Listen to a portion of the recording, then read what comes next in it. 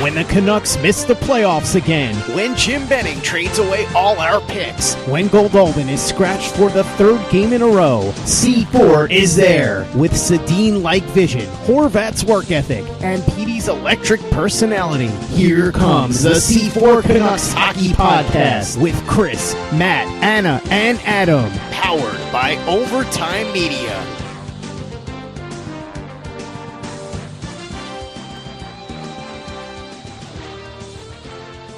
Welcome to another episode of the C4 Podcast. I am your co-host, Matt Lee. You can follow me on Twitter at MattLee_61.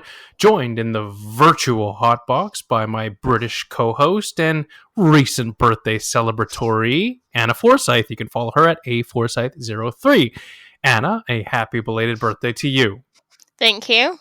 I didn't know that you knew, but yeah, you guys kind of made a little bit of a fuss on me on Discord, so I felt very appreciated.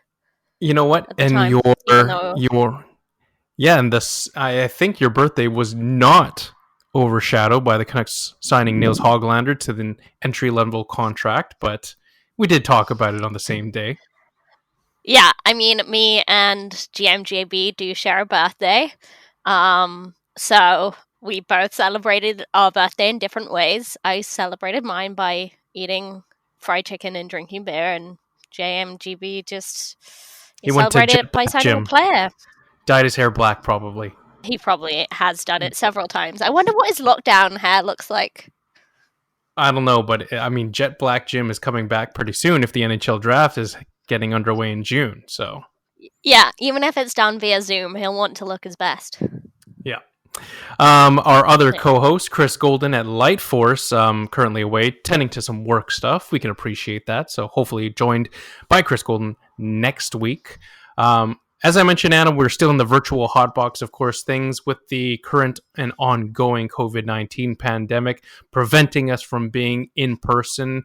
And as a result, not able to stream live for our loyal patron listeners right now. However, a warm welcome to those patrons who are listening to our podcast on the Tuesday and hoping to be back to you guys live soon. In the meantime, don't forget to check us out on Patreon as well. Anna, what do we got coming up today? Well, we're going to discuss it's kind of the ongoing discussion of what hockey would look like if it comes back, but we're going to go a bit deeper into the draft. We discussed the draft a bit last week, but I think we're going to go into a bit deeper now that there's been more news would be a strong word, but rumors swirling around about what that might look like from the NHL's point of view. So certainly a little bit more clarity, if you will, at least coming from the NHL. We did expect an announcement today, Monday afternoon, on whether or not the NHL draft would be held in June, as has been floated over the last few days. Didn't come down. Maybe it's signaling a bit of a holdup on the NHL team's perspective, but either way, expecting an announcement one way or the other about a draft happening in June. From a Vancouver Canucks perspective, we're going to talk about the merits of a June draft, as well as whether or not the Vancouver Canucks should keep that 2020 pick if they can, or defer that pick to 2021, so reopening that Pandora's box, if you will. Coming up later in the show, talking about what does your fully healthy Canucks lineup look like if there is, in fact, summer hockey.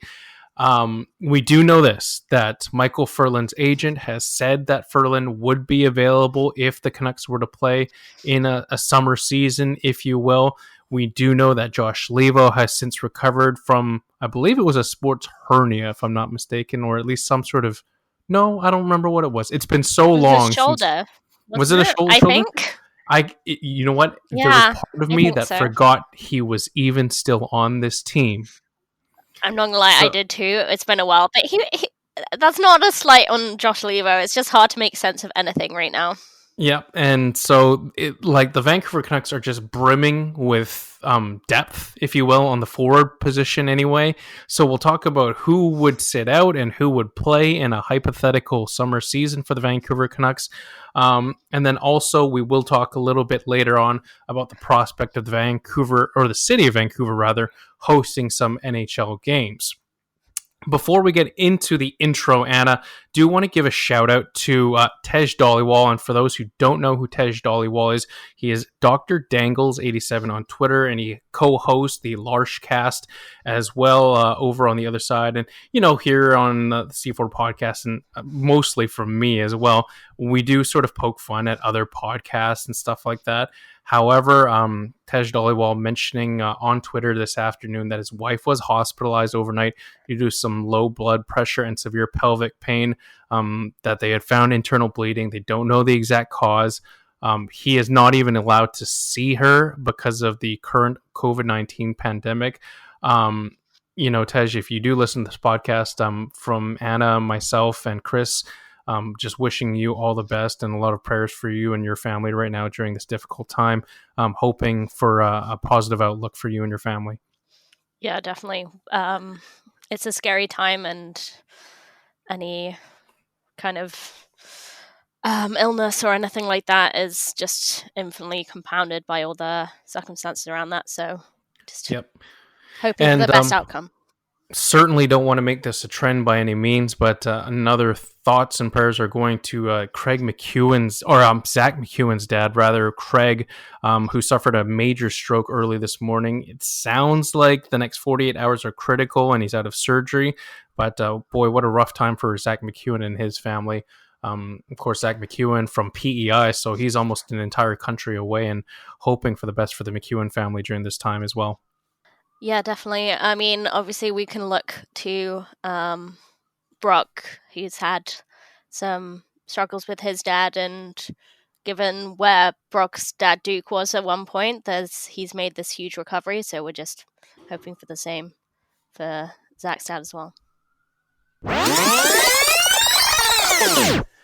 All right, Anna, as we kick things off here in Rewind, the NHL talking about how perhaps there could be an NHL draft, and it could be in June.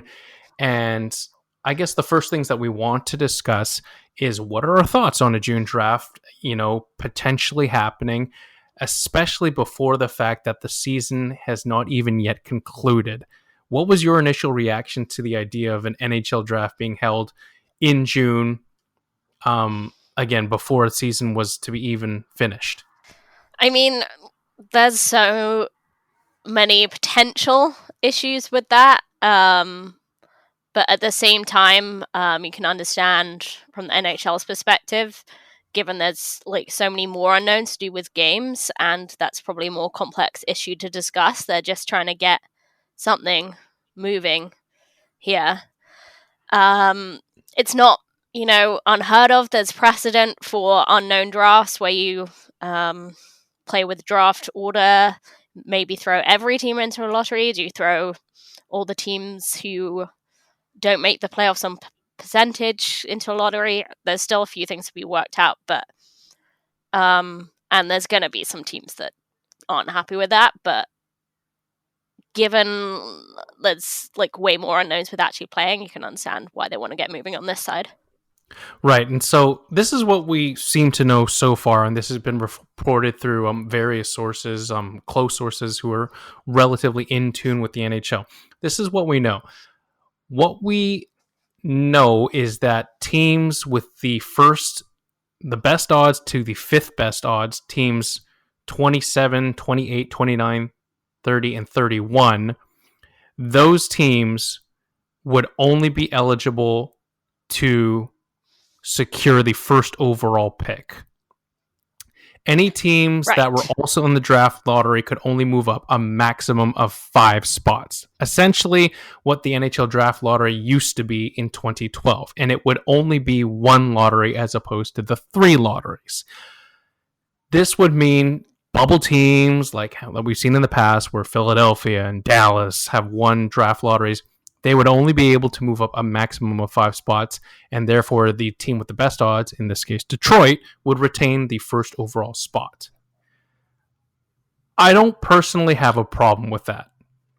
No, I don't either. I mean, given Canuck luck, it seems like a great idea to have had that in the past where Canucks are constantly screwed over by the draft lottery. So it would be, though, that it's this year when we won't be in that spot. Like, we won't Yes. be in that bottom 5 spot to benefit.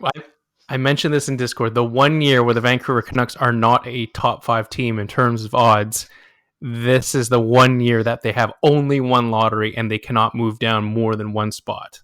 Of course, this is the 1 year then that we actually do this.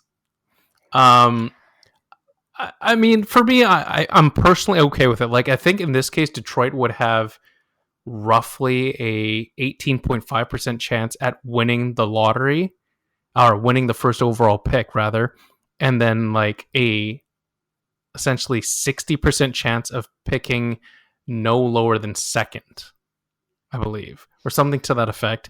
And then the Ottawa Senators would actually have some of the best odds with their own pick and the pick they acquired from San Jose in the Erik Karlsson deal. You can make a case that either of those teams could use number one. I personally have no problem with any of those teams. Definitely. You can't begrudge that. Yeah, so, I mean, for me, I'm okay with that. The tricky part that we do know right now is there seems to be some uncertainty, and this applies to the Vancouver Canucks, regarding picks that were made conditional on the end of the NHL season. In the Canucks case, gave up a first-round pick in either 2020 or 2021 for JT Miller, and that pick was what they would call lottery protected, hinging on whether or not the Canucks make the playoffs. And it seems, Anna, like right now the NHL is using points percentage as the barometer about whether or not the teams would be considered in the playoffs. So, in your mind, are you okay with using points percentage? And if you're the Vancouver Canucks, are you okay with giving up what is likely to be a pick in the 18 to 19 range? I mean, there's two issues there. There's one, I don't know if I am okay with that barometer. I think, although we've said in the past that like you can't leave it up to teams to discuss that, I do think, given the exceptional circumstances, that I'm okay with the Canucks making the choice. But the other thing is, it's like, does it count as a conditional pick still, because they have to give up one of the picks? Like, it is conditional on them making the playoffs, but then next year it becomes unconditional, right? Yeah. Like, if they don't give up this year, they have to give it up next year. So it is both an unconditional and conditional pick. So I think if the Canucks get to choose, which I don't think is an insane thing to say, I'd be happy giving it up this year. Okay, so let's get into this. Not happy, but you know what I mean. Like, I think that might be the best case forward. Yeah. So let's get into this a little bit. It sounds like the NHL is asking teams to be a little creative with those conditional trades, if you will. There might need to be some negotiations between Vancouver and New Jersey, who now technically owns the pick that Vancouver once had. That deal going with Tampa Bay dealing the first round pick to New Jersey for Blake Coleman. So there could be a little bit of negotiation. Otherwise, the NHL would have to step in and say, this is the ruling that we have. These are the conditions that you have to take. Deal with it. I mean, it's kind of a gray area, I think. And it's a little interesting that the NHL would leave it to the teams involved in the deals to sort of come to a mutual agreement. But if you were the Vancouver Canucks, Anna, would you be more willing to give up the 2020 pick or more willing to give up the 2021 pick? And you sort of touched on it earlier, but let me ask it to you again. Right. Everyone knows that the 2020 draft is meant to be very strong, but I do think that's, more of a 1 to 10, 1 to 12 kind of scenario, and that by the time you get to 18, 19, not saying it's complete, trash crapshoot, but, it's definitely not, and it still might be stronger than normal years at that point, but I don't think Canucks are, one, strong enough to say, well, 18, 19 is the, highest draft pick we're going to get. You don't know what's going to happen next year. I don't think we're strong enough to say we'll definitely have a better year next year. It's possible we could bottom out. I don't think we're going to completely fall to the bottom of the league next year, but I don't think it's certain that we're going to finish better. Yeah. So I don't think it's worth taking the chance. Right. So I've sort of weighed the pros and cons in my head over the last couple hours, and I go back and forth, and maybe you can sort of be the voice of reason here, Anna. There are a number of cases why you would want to keep your 2020 pick, and here's a few of them. With the 2020 pick, as you mentioned, it is considered a bit of a stronger class than the 2021 class.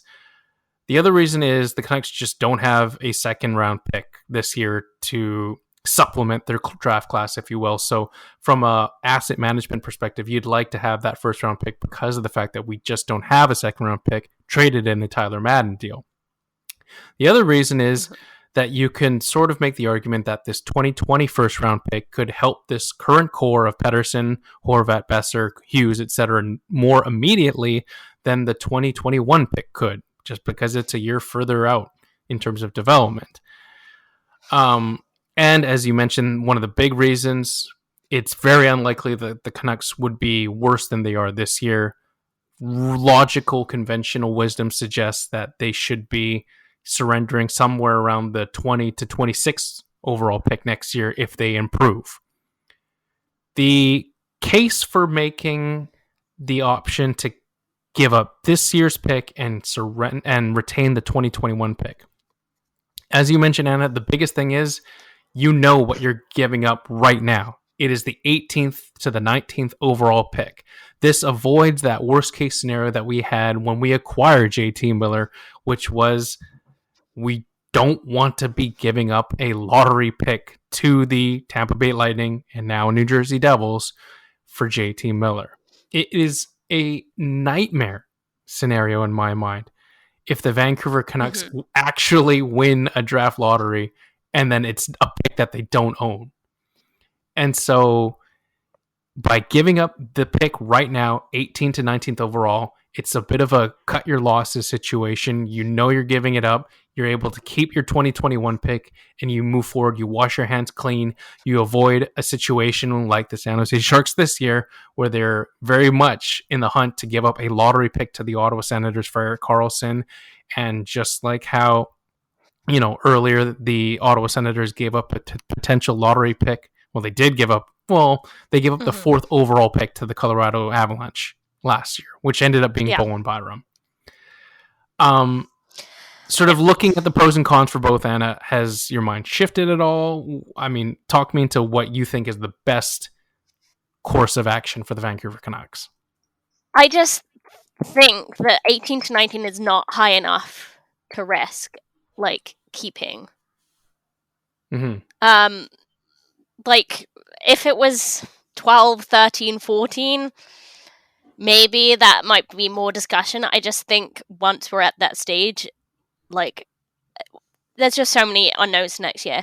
What if we re-sign Markstrom, but then there's a big injury, big freak injury? Pettersson. Exactly. What if you lose Pettersson or Hughes for any length of time? Yeah. Then we end up in a lottery situation again, and we don't know that they might rewrite the lottery rules for next year as well, given depending on what happens to the season start.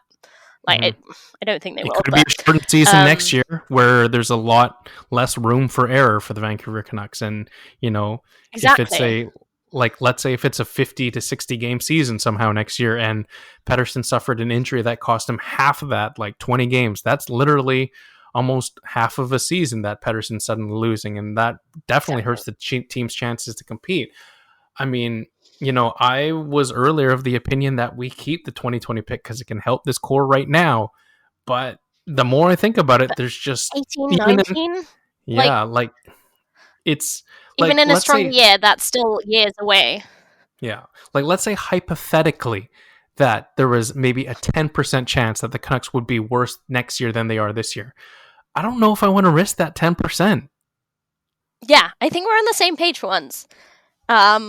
Give up this year because we know what we're doing, at least. Now, let me ask you about door number 3, and that's potentially rewriting the conditions altogether. And Pierre LeBrun sort of prefaced this in his athletic piece as well. If there was the possibility that the Canucks could throw a maybe compensatory pick to the Devils to defer the conditions altogether to 2021 or 2022's first round pick. Yeah. I think it's difficult because, on the one hand, if the league imposes conditions to this trade that the Canucks don't like, they're going to argue like they traded with Tampa, they don't want to have to negotiate with New Jersey. That's not really in the spirit of the deal. So it's kind of hard to argue then, on the other hand, that it's just like that they can like rewrite the trade that they originally made. But at the same time, like if the league has to do less work and New Jersey agree, then I think that the league would be happy with that, but they may want to get things done quicker and just say, no, you have to like respect the original deal. And I'm personally not in a mood to give up even more picks just to defer the conditions another year either. Yeah, to keep an 18th or 19th pick, is it worth it? So, I mean, if you asked me at the time of the JT Miller trade that we would surrender only the 18th or 19th overall pick, I probably would have just grin and bear it. I don't know. I would have grinned and bear it. Yeah. So, I think nothing's really changed. And I think just the circumstances have changed. Yes, I think that's part of why some Canucks fans were so annoyed at the trade, is that we didn't know what we're giving up. That's like banking on us finishing like high enough that we weren't giving up a good draft pick. Mm-hmm. Right? Like it was just like banking too much on that, and that we're not quite at the period, and I still believe that to be true. But if we can get it out of this deal with only giving up an 18th or 19th pick, look at JT Miller. It's definitely worth it. Yeah. Take a break, and when we come back, we're going to get into the Vancouver Canucks lineup when healthy. And for the first time ever, it seems like the Canucks could go into the summer with a fully healthy lineup. And it's been, since October when they had a completely 100% fully healthy lineup. So we'll talk about who would be in your hypothetical Game 1 roster, if you will, if you're the Vancouver Canucks entering a playoff series. All that coming up next here on the C4 podcast, CanucksHockeyBlog.com. He liked to say the F word. Oh, then get the here then. Yeah. Okay, see ya. Is going to have the F word on it. I wish I could give you an explanation about it. I can't. You, out of here. You said the F word, Dad. You called me the F word.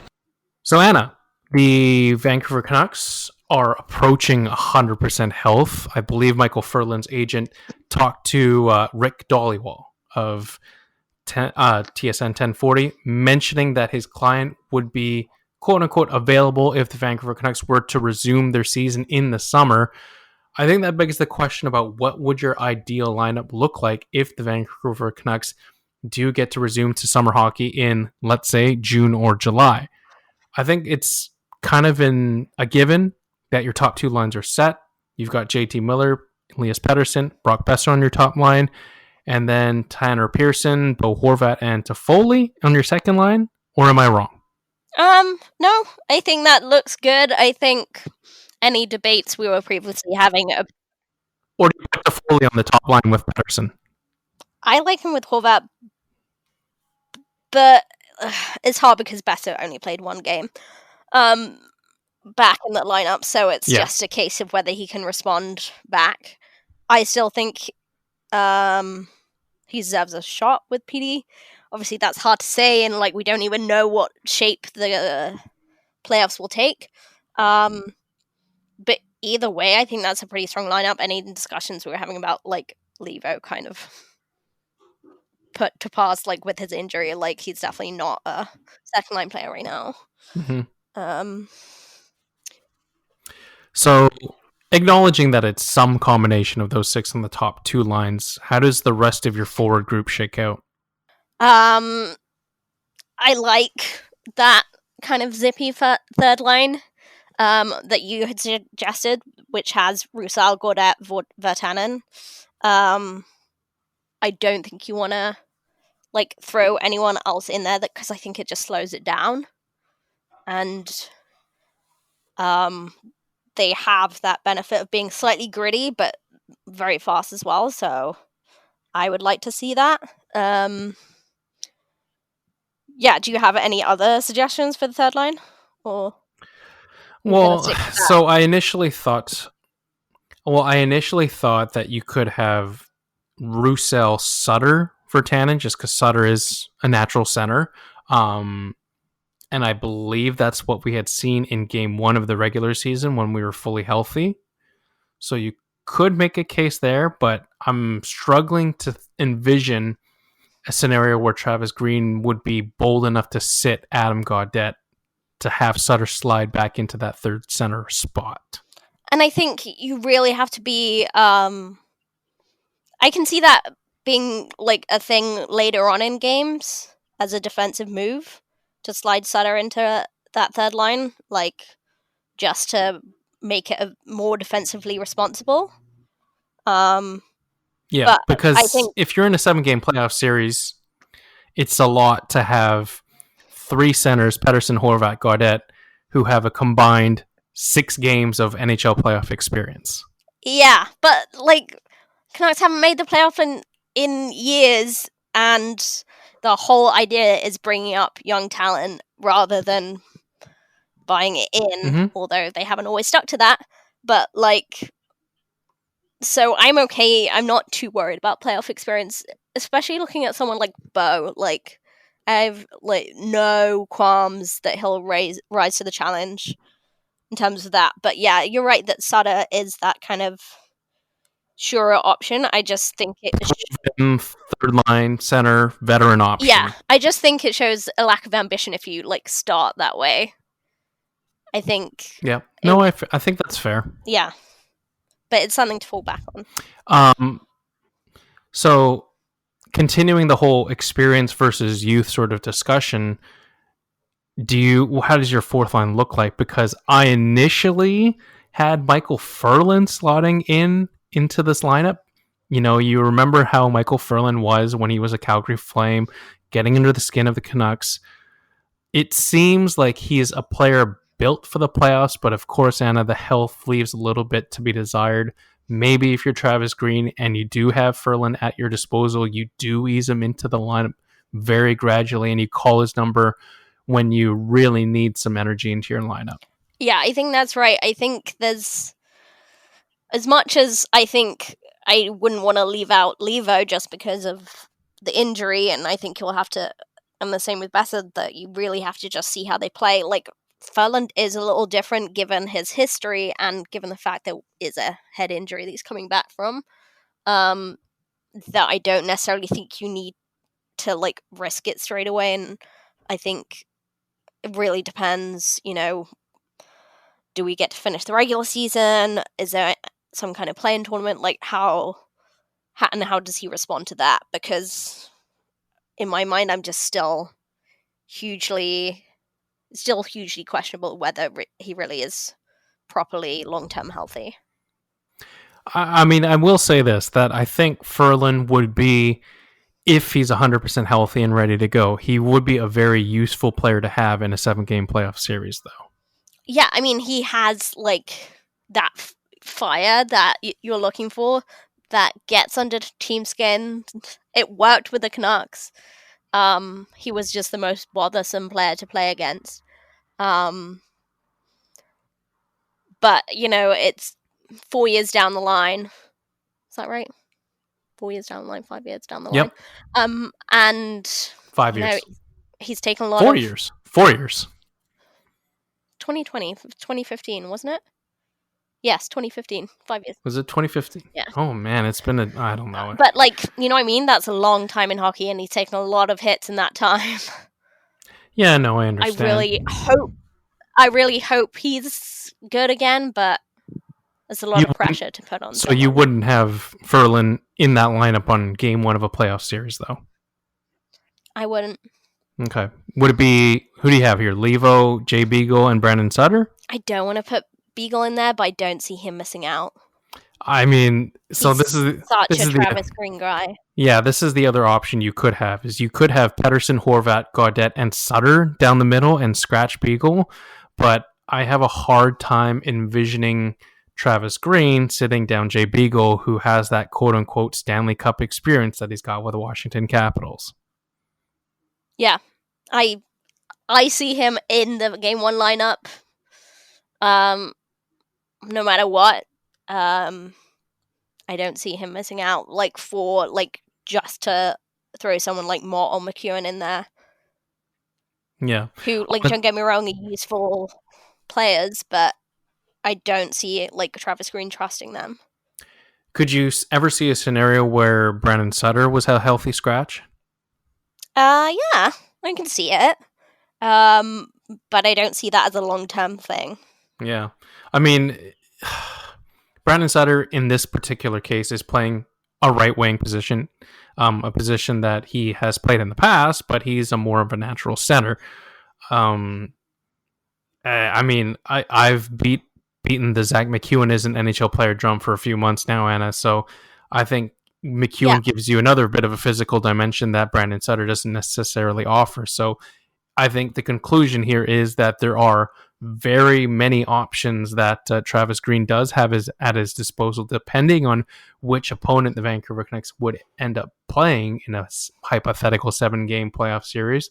But, I mean, you look at that lineup that doesn't have Ferland, that does not have Zach McEwen, that does not have Tyler Mott. There's a lot of grit and speed that is not in that lineup right now. Right. But given the top 9 that we are envisioning, it's not necessarily a huge concern that the grit and speed you have, you can have that as a secondary option. And I think, as you say, it'll depend who the opponents are, it'll depend how the series goes. All of these questions yet to be answered. I think on the blue line and in goal, there's a lot more clarity. Obviously, Anna, you've got Alex Edler and Tyler Myers, a pairing that have been together for the last stretch of games before the NHL suspended. Quinn Hughes and Chris Tanev also joined at the hip. I think the only real intrigue is there on the third pairing, where it's a combination of either Jordy Benn and Troy Stetcher, or if it's Troy Stetcher and Oscar Fantenberg. Yeah. For the moment, I'd like to see Ben in there. Just he gives me less panic attacks than Oscar Fantenberg does. Oh yeah.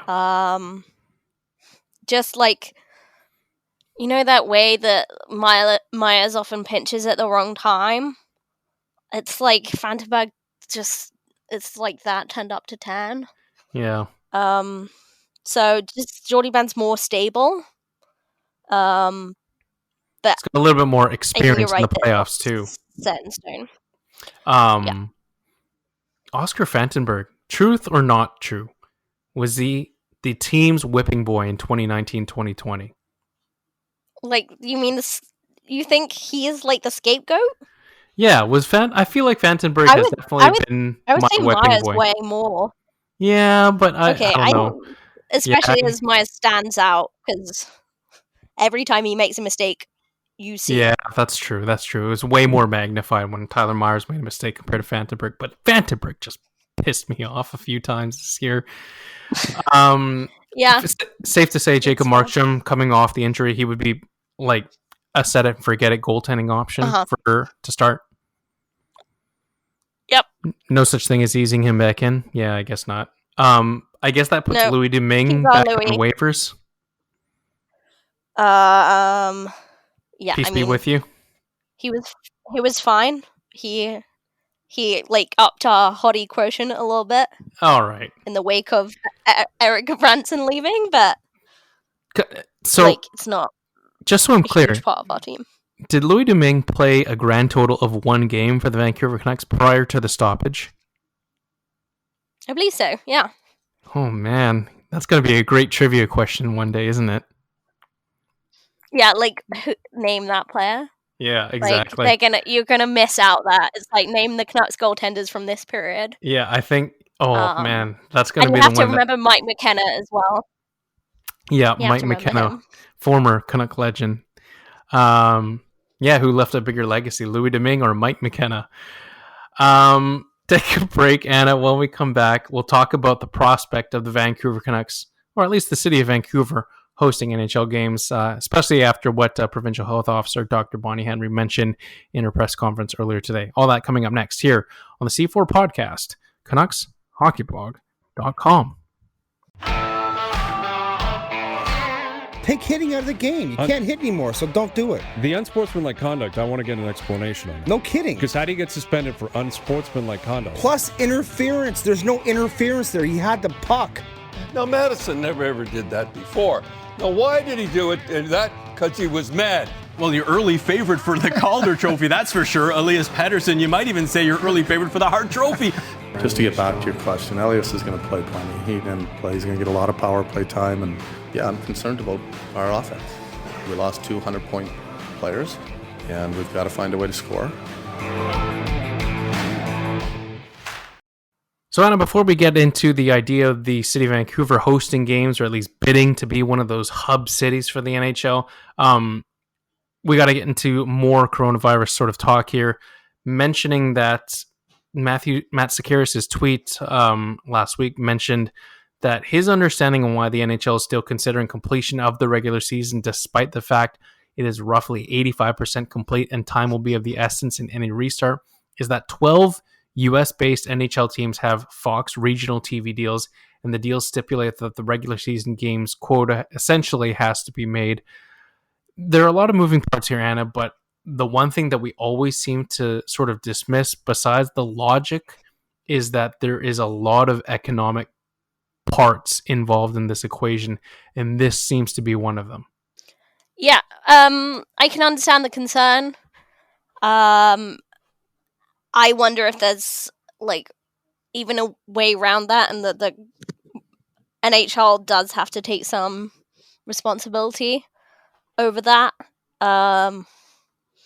I know like the broadcasters are the be all and end all, and they often hold the power, but I don't think that's a good enough reason to like override like any, not just safety precautions, but the fact that it's going to be difficult enough trying to get any sort of playoffs, never mind the regular season finishing. I asked you this last week, and I asked you this the week before that, Anna. Where do you sort of currently stand on what your guess is for the outlook for the NHL season? Do we get regular season games? Does it go straight to playoffs? How are you feeling at this point in time?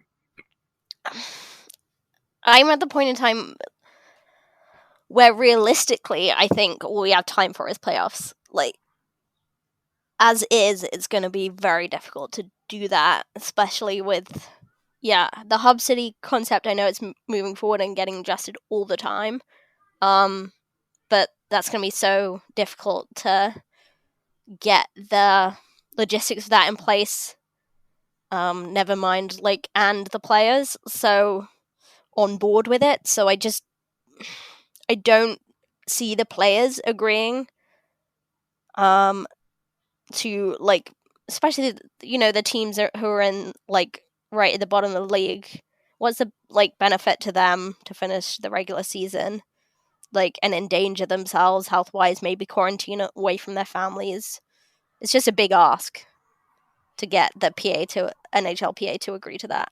You mean Detroit wouldn't want to play more meaningless games to help their odds of winning the draft lottery? I know. And by then, there's not even a draft lottery to play for, by the way.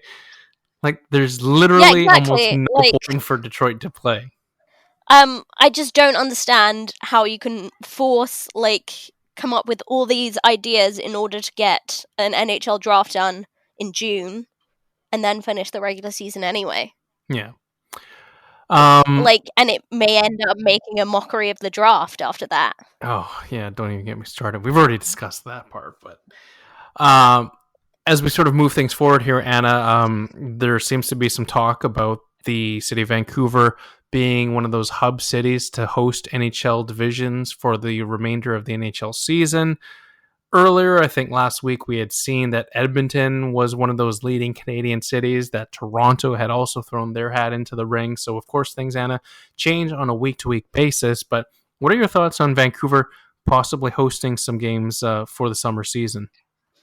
I mean, it's a possibility, but it does fall short on some of the criteria, I think.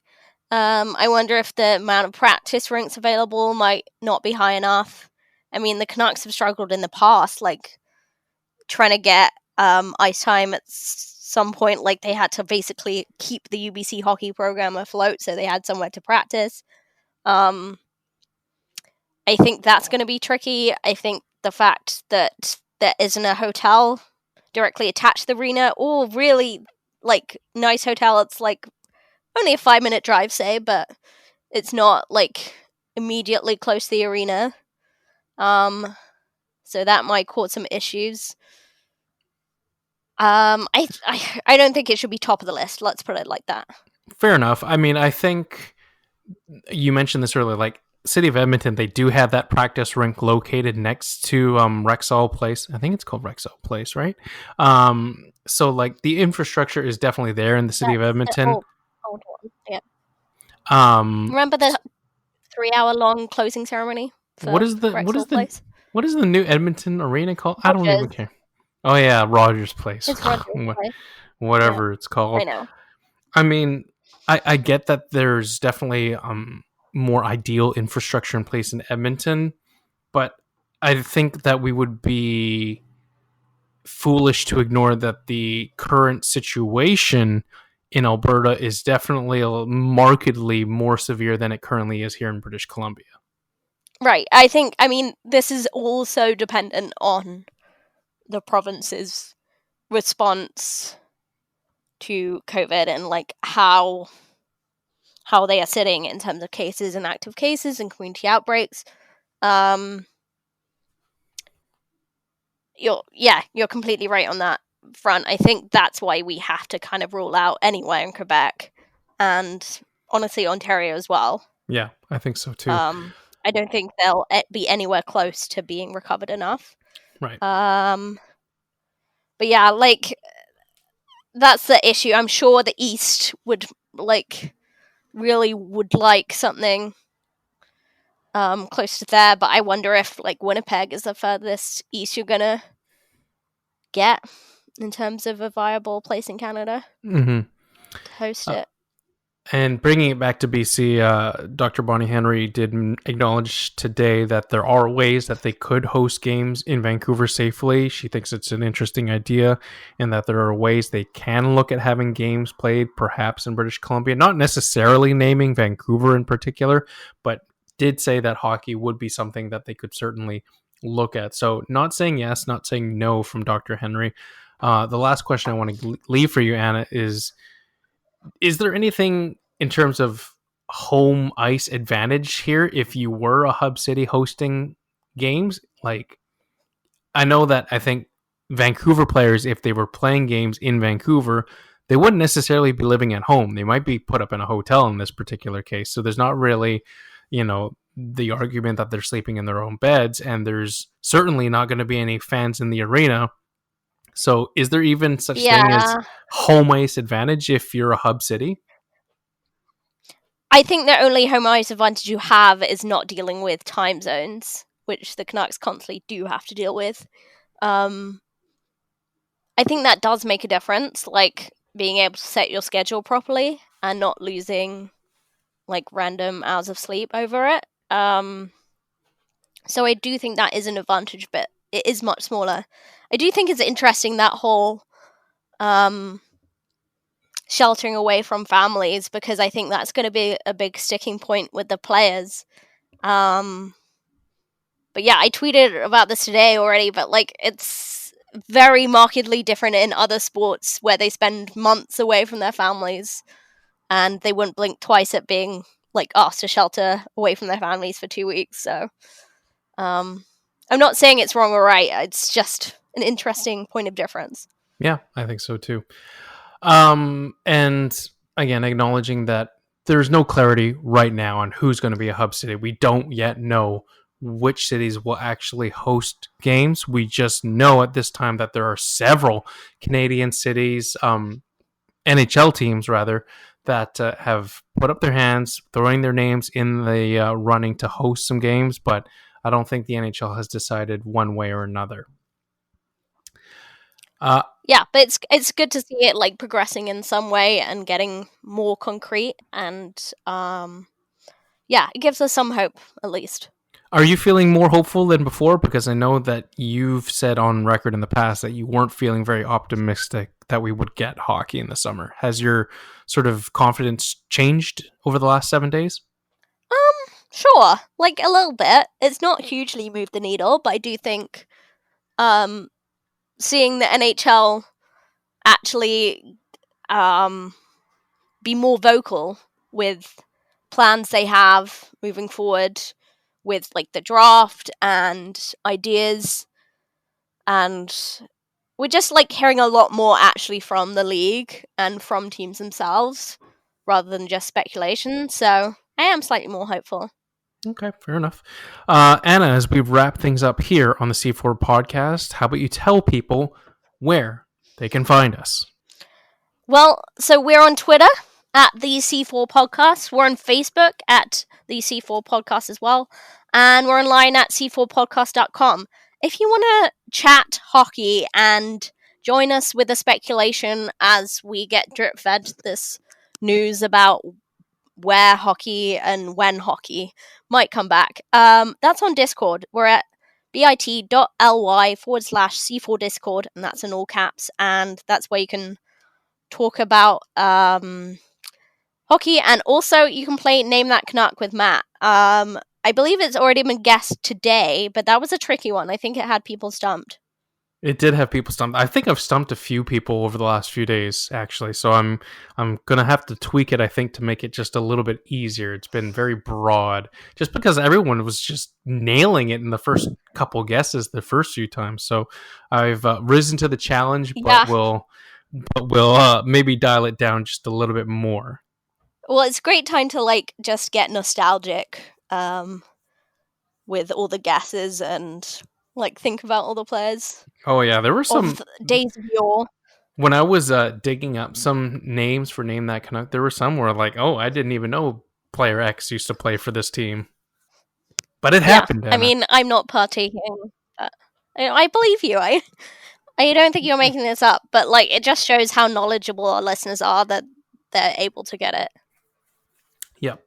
Anna, any last words before we end things on the show here? No, I'm just excited to see where we end up and if there's any more concrete answers this week in terms of the draft. So next few days should be interesting. All right. Well, I see a Skip the Dishes driver showing up across the street, and I'm going to see if I can trick him into giving me his order. But as we wrap things up here on the C4 podcast, Anna, I remain hopeful that there will be hockey this summer. And I also kind of excited about the possibility of a June draft, just because I like to see a little bit of chaos. So, whether the Canucks are keeping that 2020 pick or deferring it to 2021, I don't really care. I just kind of want to see something happen these days. It's been very tough, I think, over the last few weeks, especially. The nostalgia of watching classic games has certainly worn off for me. So I'm thirsty for almost anything these days. Yeah, we want some drama. We even started talking briefly about esports in Discord last week, just because they had some drama. Yeah, that's what and we just wanted some kind of narrative. Exactly. Yeah. So sports drama, please. All the best, and a reminder from us here to wash your hands, stay safe, and hope everyone's doing well. So we'll be back next week with a new episode, hopefully having Chris Golden in the fold as well. And on behalf of Anna Forsyth at aforsyth03, celebrating her birthday, I am Matt Lee at mattlee_61, saying those two magical words, we're out.